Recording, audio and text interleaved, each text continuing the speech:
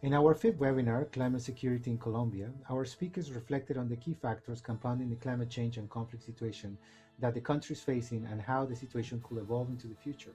Violence, inequality, faulty governance, and climate change are just some of these key issues.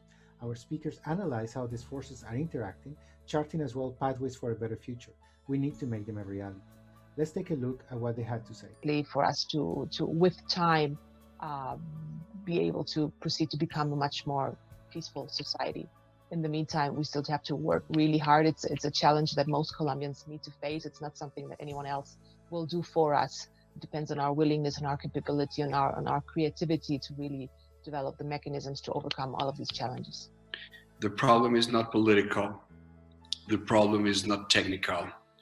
We need to be more conscious and humanize the relations amongst ourselves, to be able to recognize those who think differently and to be able to tackle together these issues that our society faces. Science is essential, but science per se does not resolve anything if it's not well integrated into policy making, into the right way of doing politics, and of course, embedded in institutional strengthening. We're also nowadays more and more active in order to blend science and institutions and politics and policy in promoting dialogues in Colombia and elsewhere. We have an ambition goals in our development plan, which is orientated in the next few years. For this, we need to alliance with private and public sectors, and we need to establish an alliance with groups from national and international levels. That is maybe the biggest action that we will enterprise in the next years.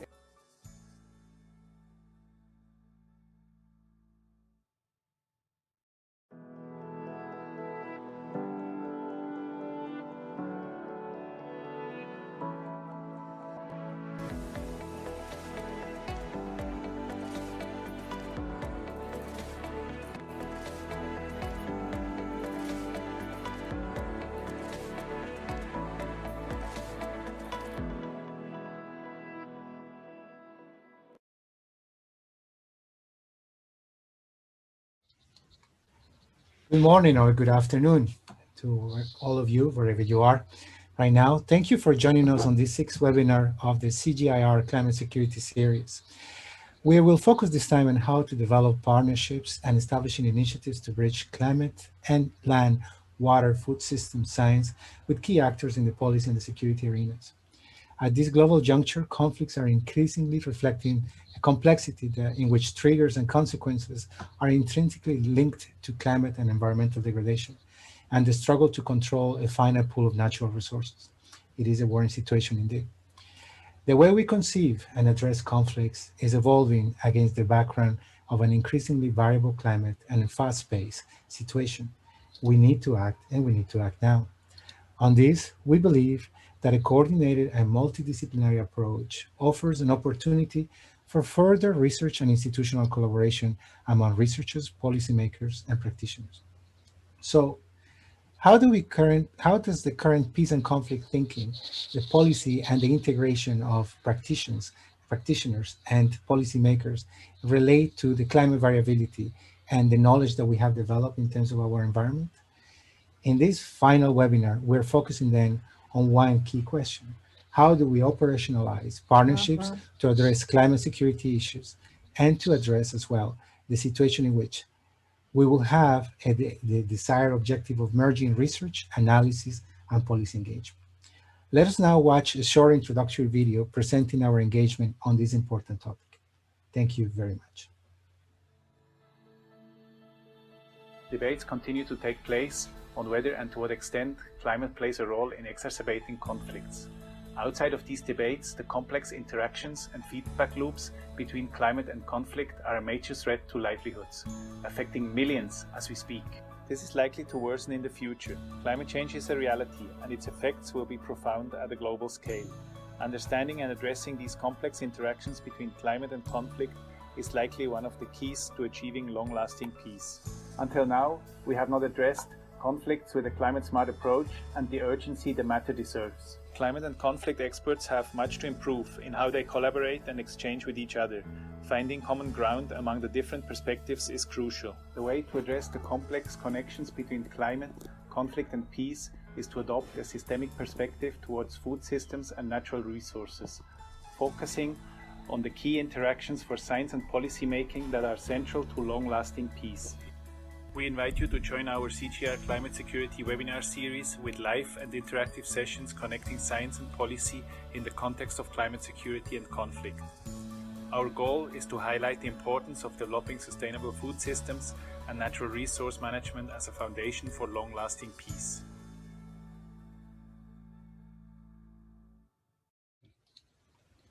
Welcome, everyone. My name is Mark Leon Goldberg. I'm the editor of UN Dispatch and host of the Global Dispatches podcast. Today's conversation about a partnership agenda for climate security is being recorded as a live taping of the podcast. This is now the 6th episode in our climate security series. The previous episodes have all explored different aspects of the relationship between climate and security, and there's still, of course, much more to learn about the contours of those links, but by now we can clearly stipulate that there are deep connections between climate variability, conflict, and security. Our goal for today's conversation is to set an agenda for what to do about those linkages. Fortunately, the Sustainable Development Goals do give us something of a framework, specifically the final goal, number 17, which calls for strengthening partnerships in the service of advancing common goals around climate, peace, and security. To that end, our webinar today will be a solutions-focused conversation aimed at exploring how partnerships across sectors, disciplines, and geographies might advance a climate security agenda. Now, I am very pleased to introduce our panel today. Robert Malley is President and CEO of the International Crisis Group. Welcome. Claudia Sadoff is Executive Management Team Convener and Managing Director, Research, Delivery, and Impact at CGIAR. Welcome. Hans Olaf Ibek is Director, Section for Energy, Climate, and Food Security at the Norwegian Ministry of Foreign Affairs.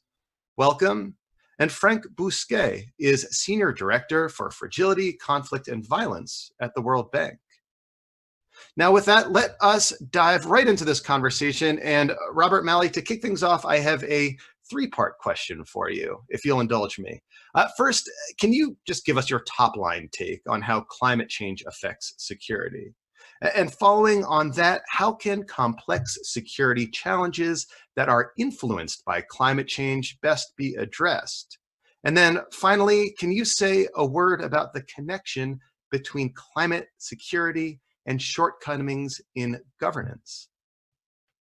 Well, first, thanks for having me, and it's great to be back on the podcast. There's a lot of questions in one. I'll try to be brief because I know we want to have a good conversation. I'll start just with one of those statistics that people always mention, and which caught my attention when Crisis Group decided to delve much more deeply into the connection between climate change and security, which is that according to economists, a rise in local temperature about 0.5 degrees Celsius is associated with a 10 to 20% increase in the risk of deadly conflict. Now, that statistic is controversial, has been contested, but the point is that there is almost undeniably, I would say undeniably, a connection between, great changes in temperature, rainfall, availability of arable land, and conflict, because we know that conflict is generated by competition for scarce resources, and climate change by definition affects the availability of those resources. And we've done work, as others have, in terms of the competition for resources in northern Nigeria between herders and farmers competing for the same amount of land when the arable land and the land that both can use is shrinking. You could think of another case, the fight over the dam, the Grand Renaissance Ethiopian Dam, which is at least partly being propelled by the fact that there's less rainfall, there's less water, and so there's more competition for that resource. You could look at what the impact that climate change is having in Central America, pushing migration up north, but also as a result, leading to greater role for criminal gangs and therefore for violence and conflict. So I think that connection, which is one that, which has brought together these two communities, the climate change community and the national security and the security community, is one that is well established. I think I put two caveats to get to the other parts of your questions. One caveat is, even if there were no security implications for climate change, we should care about climate change. This is obviously, for those of us in the foreign policy world, it is an added reason, but you wouldn't need that reason to understand that climate change is an existential threat. The other one, which goes to I think, the latter part of your question, yes, climate change makes a big difference, and it makes a big difference on the likelihood of conflict. But what we have found is that you're not going to wait till you tackle the problem of climate change. That is an urgent task, but it's going to take some time to reduce the carbon footprint. But in the meantime, what you can do is take care of governance issues, because in all the cases I mentioned, there are other cases where you have the same resource competition that have not led to conflict, because you have better mechanisms of governance, accountability, transparency, resource distribution, mediation, all the things that make resource competition less violent, managed in a different way, or diplomacy. In the case of Ethiopia, Egypt, Sudan, there, you could think of diplomacy to regulate a problem that otherwise could be dealt with through means of war. So there is a connection. It's a connection that I think we see evidence of more and more, which is why this partnership is so important. But for us at Crisis Group and for others, let's not forget that governance is at the core of how you tackle the problem of climate change as you work to tackle climate change itself. Thank you, Robert. Claudia, Sadaf, I'd like to turn to you now. Climate change is a reality that you deal with every day in your work. And as an aside, I would encourage people to read a report you co-authored called "Pursuing Water Security in Fragile Contexts." Can you briefly tell us about CGIAR's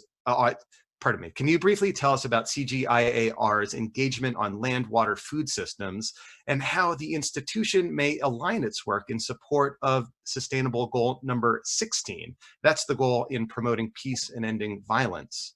I suppose more to the point, what does agriculture, seeds, soil, and water have to do with peace and security?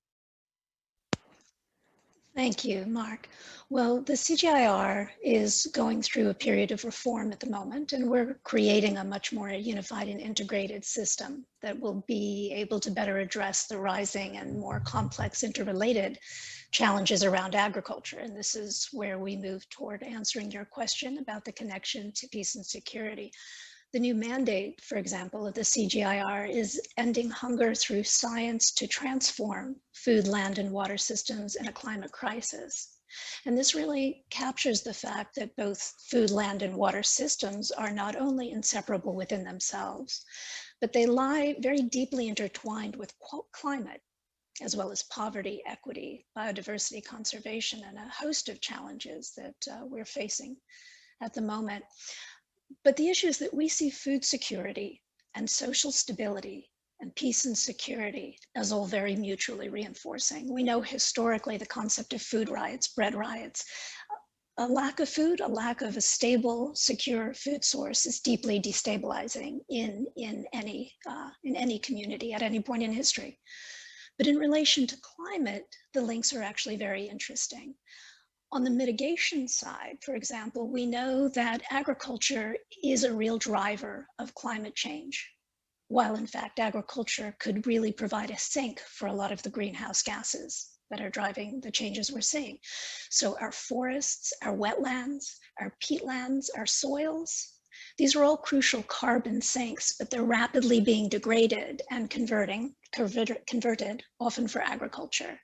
So the CGIAR is seeking solutions to better manage these risks and opportunities and to enhance productivity and resilience at the landscape level through better agricultural processes. Importantly, on the adaptation side of agriculture as well, particularly in dry lands and in rain-fed agriculture areas where the majority of poor and vulnerable farmers work globally, we see that space as both a primary and very predictable focus for disruption from climate change. And it's these disruptions, the inability of farmers to feed themselves and therefore food systems, it's their inability to adapt to climate change that presents a real opportunity for the CG and other scientists to contribute not only to climate, but to security. So when you ask specifically, what do seed, soil, and water have to do with peace and security? It's because food insecurity, hunger, drought, famine, these are threat multipliers. They're also stressors that weaken the community's ability to respond to the other disruptions that we see in conflict and violence affected places. So our scientists work to build more sustainable systems, seeds that are more drought and flood tolerant, water and land management practices that provide greater resilience against drought and flood and changing rainfall patterns, rising temperatures, crop insurance schemes, and safety nets that help farmers to get back on their feet more quickly and help maintain food security. So we see these resilient food systems as essential to building the resilience of communities, not only to withstand climate shocks, but to withstand the other disruptions that we see in fragile and conflict-affected spaces. Thank you. And now I want to turn to Frank Bousquet, but first, Frank, I want to make sure you're on the line. I am. Great, excellent. Well, thank you. Well, welcome. So Frank Bousquet, the new World Bank's strategy for fragility, conflict, and violence maps out a broader and more proactive role for the World Bank in fragile contexts, perhaps even to the realm of preventative action. Can you please tell us and help us understand the main tenets of this strategy and why the need for it now? How does this strategy help chart the way ahead for the bank when facing the combined consequences of climate and conflict? Well, thank you very much. Can you hear me well? Perfectly, thank you. Okay, excellent. Well, thank you, and sorry for arriving a little bit late. Now listen, fragility, conflict, and violence are clearly at the cornerstone of the World Bank Group agenda. As you may know, the first SDG clearly say what we need to do in terms of ending extreme poverty by 2030. But we cannot do that without a sharp focus on those countries that are impacted by fragility, conflict, and violence. And the reason is clear. Forecast is that by 2030, 2/3 of those living in extreme poverty are expected to live in what we call FCV, so fragility, conflict, and violence affected settings. And the challenge has been even been enhanced by COVID-19. Where we have an additional 20-30 million people that are expected to fall into extreme poverty in those countries just this year. So clearly for us, we are focusing on those countries because it's where extreme poverty is significantly increasing, but also we have a strategy because it helps us to be even more effective on the ground and to ensure that we can build on all the progress made in different situations to have a more differentiated approach. And in this context, we have actually 4-5 areas that I would like to emphasize that is guiding the way we design operation, supervise operation, and partner with other actors in a way that we have not necessarily done always in the past. So the link with climate security, I think, is quite important. Why? The strategy is closely linked to the climate change, climate security topics. Well, because climate change is a threat multiplier. It aggravates already fragile situation, overwhelmed state institutions, and also contributes in some cases to social upheaval and even violent conflicts. We have all the numbers that you know. By 2030, climate impacts will push an additional 100 million people into poverty. Overall, today, 65% of conflicts currently have a significant land dimension, which is important to note because we have also a number of conflicts that are around freshwater dimension. So all that is very closely linked to climate change, climate security. Now, what are we focusing on? The first focus on this strategy is about prevention.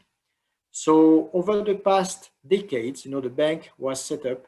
In fact, the first country that benefited from World Bank support was my home country, France, after the reconstruction, during the reconstruction of the Second War. But the bank progressively moved from purely reconstructions to actually working across the fragility spectrum. So the bank, and that's very clear on the strategy, recognized the importance of development support, not only on reconstruction, but also during conflict, during crisis. We are $1.7 billion support in Yemen as we speak, but also there is an important role on prevention. Prevention, what does that mean? It's really seeking to support government to prevent violent conflicts by addressing drivers of fragility and also long-term risk, including climate change. And we have actually a number of programs, I would say some in the Sahel regions, for instance, where we are supporting pastoral communities in 6 countries so that they can adapt to climate impact on their livelihoods. We have a major program which is called the Regional Sahel Pastoralism Support Projects, $248 million, where we basically integrate mechanisms to mitigate conflicts between farmers and herders around the access of land and water. So as you can see, this prevention agenda, and we have significant financing, I could say more beyond, is really about how can we, from a development perspective, make sure that government are focusing on short-term and long-term risk and addressing grievances that in many cases are also linked to climate change. So that's really a very powerful message. And that has to be done from a development perspective. I will stop here. Yeah, thank you.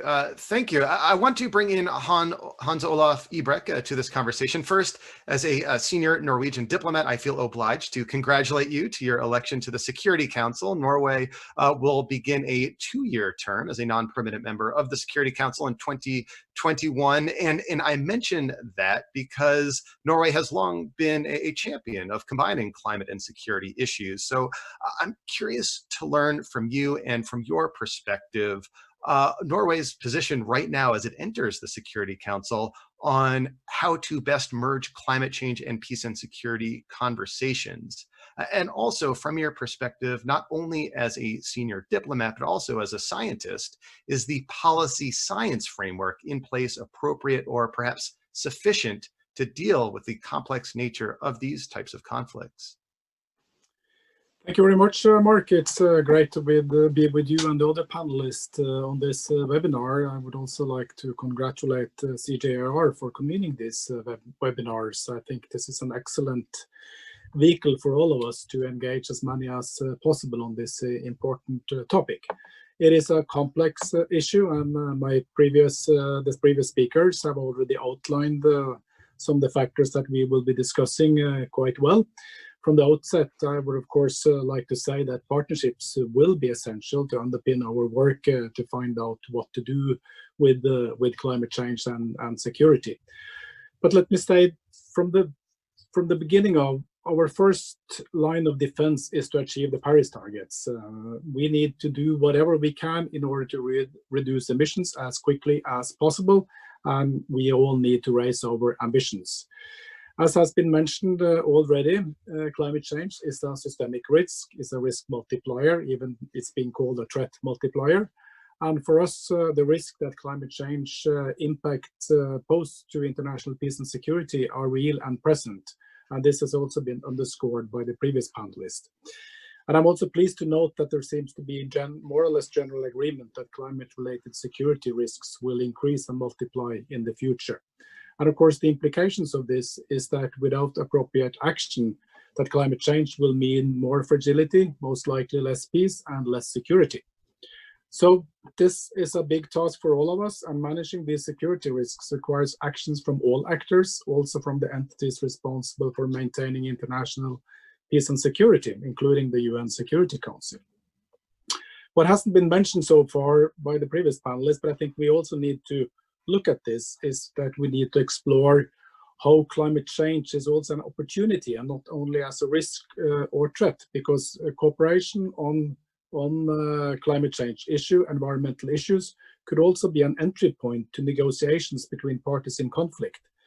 So there's currently little focus on climate change and environmental issues in mediation efforts. And I'm not really aware of good examples where climate change has been a factor in peace negotiations. We need to integrate the climate lens into our mediation efforts and preventing the diplomacy, and we need then also to climate proof. And also I would like to underscore conflict proof our climate activities. On the question whether the policy science framework is in place is appropriate, I think the short answer is no. Our capacity to assess and manage climate-related security risks lag behind the changing risk landscape, and we need a comprehensive approach that includes a broader suite of environmental-related security risks and their impacts. It's really important to underscore that risks are highly context-specific, and a country, society, or community's resilience and coping ability will determine the impact of climate change on peace and security. So then our work has to build on multi and interdisciplinary research. Thank you. Thank you. Thank you very much. I want to turn back to Claudia Sadoff. Earlier you referenced that CGIAR is engaged in a portfolio review on all of its work from the angle of conflict. Can you give us some key examples of the work that the CGIAR is doing with direct relevance on climate security? What does this tell us about the way forward? And as a scientific institution, why is the CGIAR actively seeking to partner with policy and operational actors in the field of climate security? Great, thank you. It's been actually fascinating. The group that is organizing and supporting this webinar has been doing a review of the ongoing CGIAR portfolio and has found that a tremendous amount of the work that we do relates directly to climate and security. It's not surprising because as an agricultural research for development organization, we work in poor countries where a very large and unfortunately growing number of the extremely poor reside in conflict-affected spaces. And we work in agriculture where there's a great focus of climate impacts. So what we find is that in terms of the investments that are being explored in fragile and conflict-affected places, we see tremendous opportunities for co-benefits across this humanitarian and development spectrum through investments in agriculture and food security. The World Bank tells us, for example, that growth in the agriculture sector is 2 to 4 times more effective in raising incomes among the poorest compared to other sectors. It's an employment-rich space and it's very stabilizing. But here are some examples of the type of work that CGIAR is looking into, very briefly, that help to benefit across this spectrum of needs. So for example, to directly promote livelihoods in fragile communities, CGIAR has been working with Colombia's Ministry of Environment and Sustainable Development and their Research Center for Sustainable Agricultural Production Systems to address the intricacies of the relationship between deforestation, climate change, and peace by creating sustainable rural livelihoods in areas that are emerging from armed conflict. So this links those objectives of zero deforestation, climate adaptation, and peace building quite directly and provides livelihoods and stability to strengthen capacity and awareness around the dynamics between responses to climate and security. The CG is collaborating now with Wageningen University and SIPRI, the Stockholm Peace Research Institute, to launch the first ever PhD program in climate security.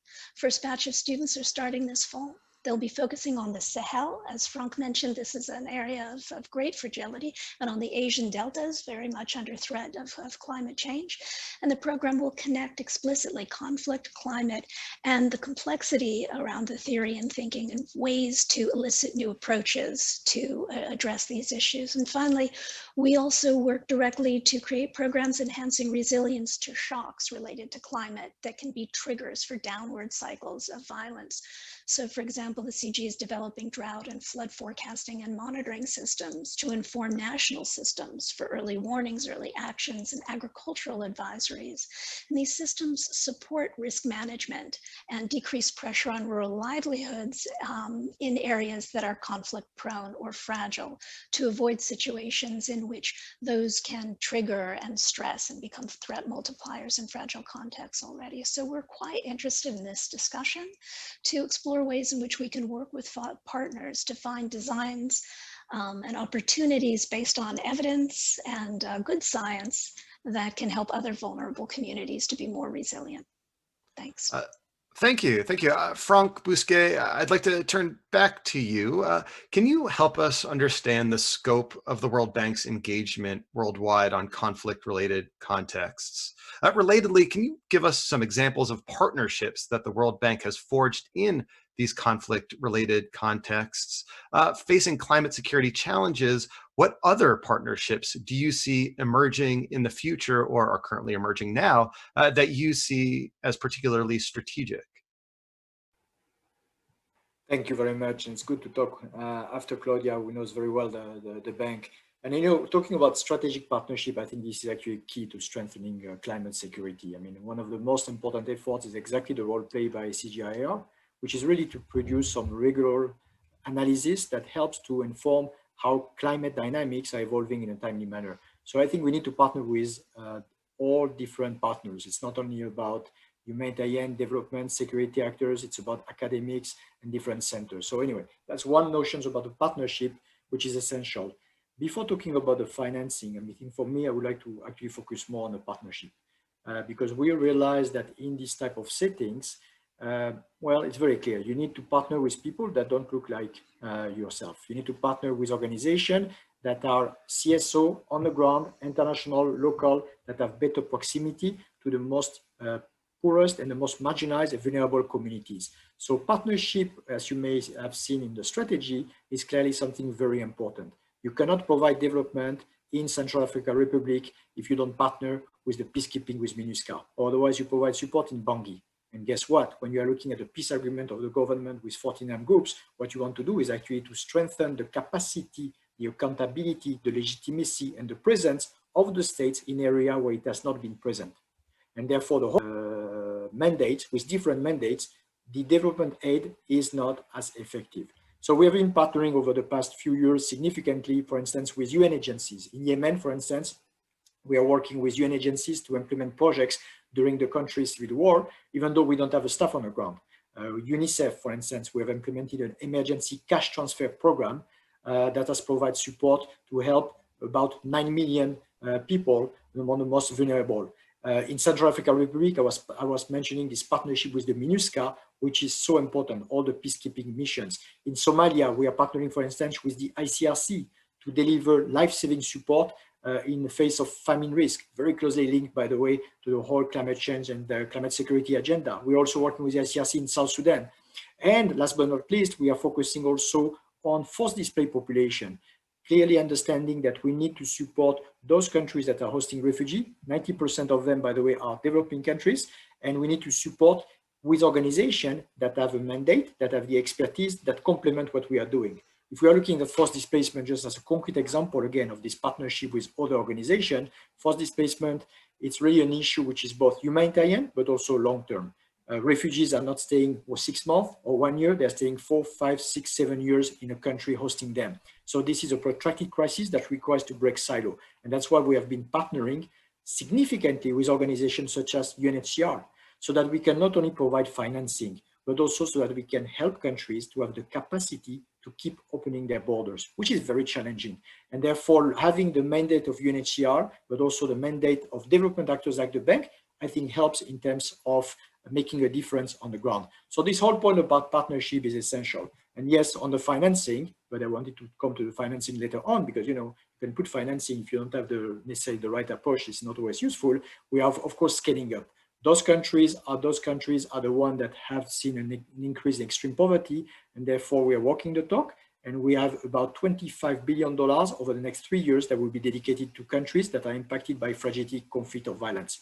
But it's not only just financing. Once again, it's about making sure that we are trying to be effective on the ground by reaching out to other organizations when needed, but also that we are focusing on clear area that requires significant scale up from development perspective. Prevention was one aspect which is new, but also I would say forced displacement, remaining engaged in conflict, and helping countries to moving out of fragility. I will stop here.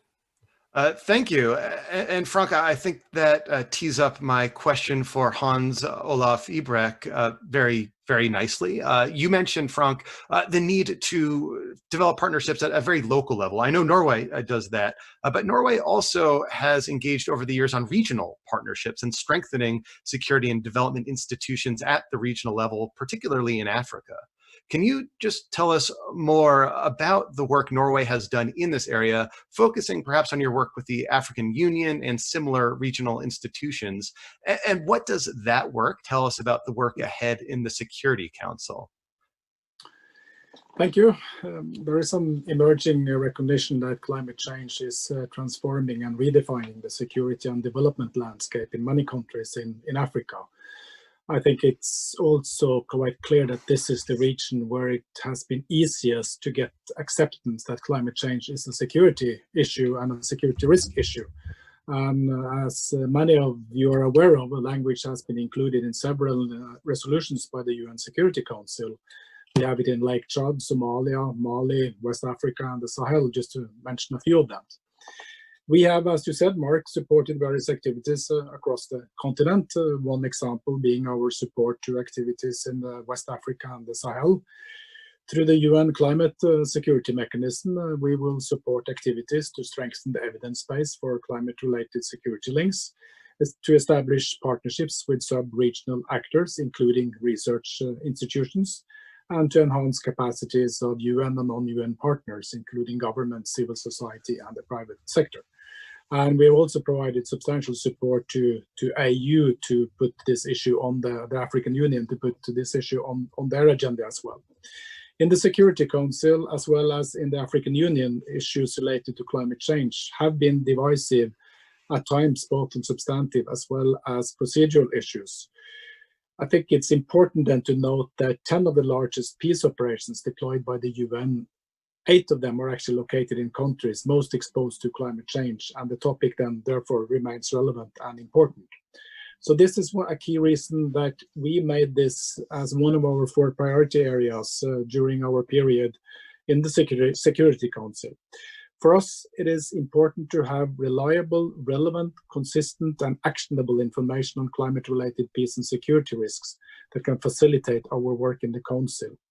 And as part of our preparations, we have undertaken a preliminary assessment of the available information and analysis. And I think it would be useful to share some of the findings of this analysis, because our findings indicate that the studies at times lacked coherence across products, which made it difficult to compare and draw lessons. Many of them lacked continuity in analytical structure, categories, and indicators across countries. There's also lack of credible, reliable data. We also lack analysis relevant and actionable for the debates and negotiations in the Security Council. And let me really underscore that point. We need to make sure that we have the relevant and actionable information that we can feed into the work when you're preparing resolutions and in the debates in the Security Council. Generally, also, many of the studies suffered from a lack of conceptual clarity and consistency, and also a shared understanding of terminology and a shared view of the role of this council in relation to climate-related security risk. And so for us, these issues are important to take forward when we develop our own research agenda. Thank you.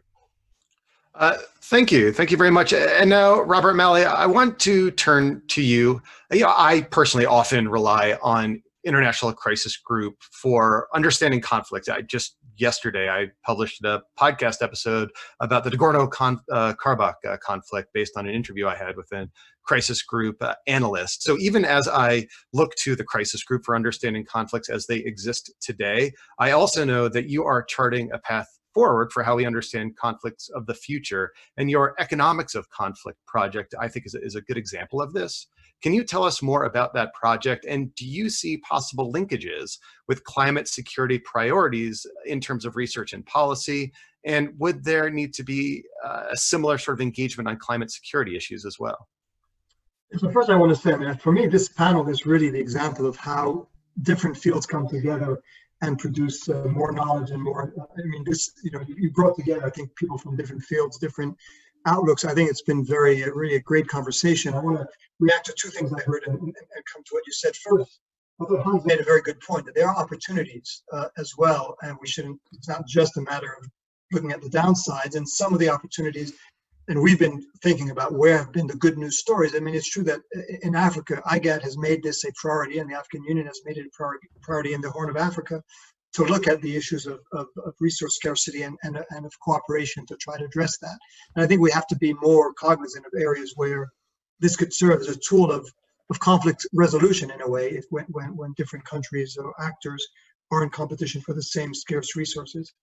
The other point, and Frank, everything you said, I thought was really very extremely important and useful. And just to signal, and he may not know this, but our teams met this morning to talk about potential partnership in West Africa, I think, to deal with this issue of climate change and security locally. And that brings me to what we are doing and how we're trying to take our organization, which is I mean, its whole methodology has been field-based, looking at regional conflicts, looking at regional actors, and trying to understand at the most granular level what are the motivations, the interests, and the possibilities of conflict resolution at that, at that micro level. I think what we have found, and maybe we're late to the game when it comes to climate change, but whether it's climate change or economics of conflict, that those are factors that we're going to have to increasingly take into account into our analysis of conflict dynamics and bring them all together. And again, I think what we heard today was how the overlap between economic drivers of conflict exacerbated by climate change and exacerbated or not by good or bad governance. In other words, it really is those three levels. It starts with the drivers of conflict, which are often driven by competition for scarce economic resources, or sometimes not even scarce economic resources, just new resources that people are competing for, and then exacerbated by climate change, and then again made better or worse by the governance, which is where our expertise is on the politics and the governance, but we're trying to add that economic dimension and that climate dimension, which we know we could only fully do in partnership with others who have that expertise, and we bring in that granular understanding of how economic factors and political factors are driving conflict. So yes, I'd say there are three areas where we're expanding. One is climate change. The other is economics of conflict. The third, which is for another discussion, is on technologies, whether it's information warfare, artificial intelligence, drone. That's the third one, but the other two are really relevant to this conversation. Thank you. So I open this discussion by emphasizing the need for a solutions-based conversation. So I think we're coming into what I perceive to be the most important question of this conversation. I'm going to pose the same question to each of you.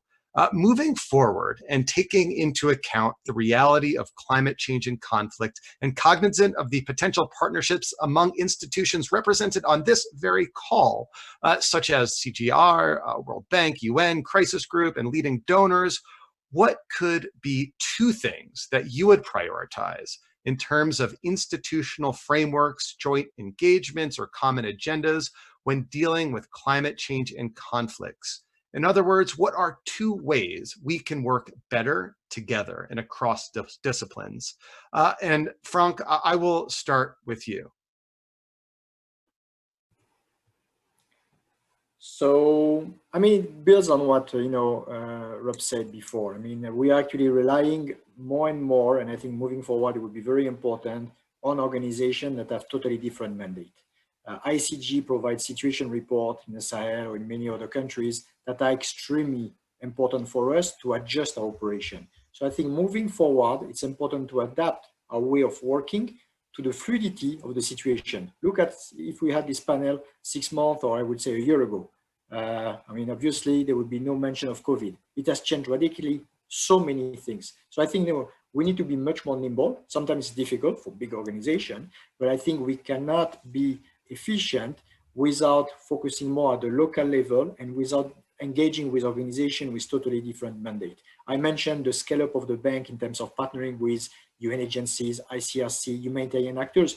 But of course, as I agree with Rob, it was so important to have this panel today because it's also with CGIAR, it's also with ICG, it's also with bilateral that have intelligence, that have expertise that may be needed at a certain time in a certain country. So I think it's very important again to be more agile, but also to realize moving forward that the type of risk that we are facing, short-term drivers of fragility, long-term drivers of fragilities, requires expertise across the silos. We talk a lot about it. We are trying to do it. I can tell you that in the Sahel, it's a good example that Rob mentioned. We are relying on other partners to inform us about the type of risk that are emerging, and the situation varies rapidly from one month to another one, to be able to have better information about where we should be focusing our financing in those areas, so geographically, but also in terms of the content.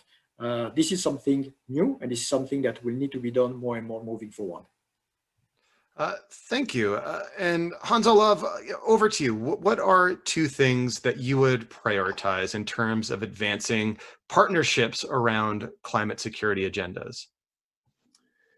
First, let me underscore the point that I made in my previous intervention that we need reliable, relevant, and actionable country and regional information and analysis on climate-related peace and security risk. And of course, in order to achieve that, we need more and better research and analytical work. And all the institutions represented on this panel can actually contribute effectively to strengthening our research agenda and deliver the products that we need. Secondly, of course, I've underscored it from the outset, the only way forward is to build partnership, because this is a highly multidisciplinary topic. And I think we've been too silo-ish so far. So we need to build on and strengthen existing networks and to expand them to include in particular researchers from the global south and affected countries. And such a global network could actually be used as a basis for stimulating dialogue among diplomats, researchers, and policymakers, representing a broad and diverse set of views on the interlinkages between climate change, peace, and security. Because we need to generate a more and wider shared understanding around climate-related peace and security risk. Finally, we also need multilateral cooperation, because this is not an issue that we can solve on our own, given that our mitigation response is not adequate and that the climate seems to be changing faster than most scientific models have predicted. We need to develop our multilateral response mechanisms. Even though the links between climate change and conflict is contested among many, we as diplomats, we cannot afford to wait until we have our full understanding in order to develop our response toolbox. So we all have a role to play in this, and the polarizing the debate will not take us where we need to be, because we need all hands on the deck. In closing, in terms of moving this agenda forward, maybe I could just summarize it that we need to move the agenda slowly, steadily, and forward. Thank you. Thank you. Thank you. And Robert, Mally, to you, give us two items, two ideas that you would prioritize in terms of advancing a climate security agenda and partnerships around a climate security agenda. It's hard to add to what Frank and Hans said, because I think they said it all, and I think really that's the way to go. I would just make 2 points. One, it's not all about resources, but it is also about resources, and to the extent that I know countries are facing difficult demands now because of COVID, but there was a pledge in 2000 at the 2011 Climate Summit for the developed world to provide, I think it was 100 billion annually for climate change adaptation and mitigation efforts beginning 2020, and important that they keep that. But more important, perhaps, or as important, this is the point I think we just heard from Frank and Hans, is that integration. And the way I'd put it is that what would be very important, and I think working together, when people make projections about the impact of climate change, they tend to be over many, many years. I think shortening that timeline and localizing it so that we know more when fluctuations are going to occur and where they're going to hit, then you can marry it with the local politics. So shortening the timeline, localizing the timeline, that's what I'd say we could all do together. Thank you very much. And Claudia Sadov, I'll give you the final word here. What would you recommend? Thank you, Mark. I think the importance of the conversation itself was very clearly demonstrated here today, and I really want to thank you, Mark, and my colleagues at the CG for organizing this. I think when you bring these different lenses together, it helps us to broaden our perspective, but also to raise our ambitions. We know how much work is needed in climate. We know how much work is needed in conflict and violence affected states, and to really remind ourselves that we can do that and more if we design carefully to also integrate issues of basic development, food security, community stability into the efforts that we make. And I think that the conversation that we've had today also points to ways in which we can more mindfully design interventions through partnerships, as everyone has said, and it's partnerships across scales, from the physical science of field-based CGIAR researchers to the extraordinary complex world of politics and governance that Rob and the ICR grapple with, and to integrate that into information that is immediately usable for Hans Olaf in the Security Council, for Frank in the development of World Bank investments to provide that information that is needed and the potential that is there to do more for these just terribly vulnerable communities that we're all concerned about. Thanks, Mark. Well, thank you. Thank you to our panelists. I'm now going to turn the camera over to Diego for some concluding remarks. Thank you all for your thoughts, and we'll see you next time. Diego, over to you. Yeah, well, thank you very much. Thank you to all the panelists. This has been a very interesting discussion, and it's also it is a validation of the fact that an interdisciplinary approach is the way to go. When the CGIAR decided to engage on this new area, new in the sense that we were working on it, but we were not necessarily fully aware that we were doing it, was because we realized that this knowledge needs to feed, inform, and transform the thinking in the policy areas. I used to be a diplomat, and now I'm working for CGIAR, and for me, the connection is clear. I take the message from Mr. Mali. It's a matter of governance. It's a matter of how the systems are working. Are the systems connected to the optimal state, and what is cracking, what is not functioning? I understand from Mr. Ibrick that we need to have better knowledge, and we need to work in a way that allows to at least have the common picture. If we might agree or disagree on what to do, at least we have to agree in terms of what is the situation on the ground. And we're still not there, so there's much work to be done. From Mr. Bousquet, clearly, partnerships is an essential element, and having worked with the bank in the past and seeing it now, it's so refreshing to see that the idea of partnership is expanding, is moving in different areas, is taking it as well in different elements of the time scale, preventive and proactively addressing things in the future. And with that, I think these partnerships will lead us to a situation in which we might have integrated responses, and perhaps doing away with these silos that have been so difficult to work with in so many operations, so many development contexts. And for Dr. Sadov, I mean, you said the path forward. We have science, we have knowledge, we have understanding of what's going on the ground, and we just want to partner with all of you to ensure that that knowledge becomes actively operational to have better solutions for the future. One thing about climate change and conflict is that it doesn't have a postal code. It doesn't have an address. It's cognitively difficult to grab. And within that context, having a clear picture and having a good understanding of the different dimensions around this very difficult phenomena that is going to be such a great challenge for humanity is unique. And we have something to contribute. We basically want to say, let's just get together and let's make it happen. We don't have much time, and we have to do it now. Thank you all.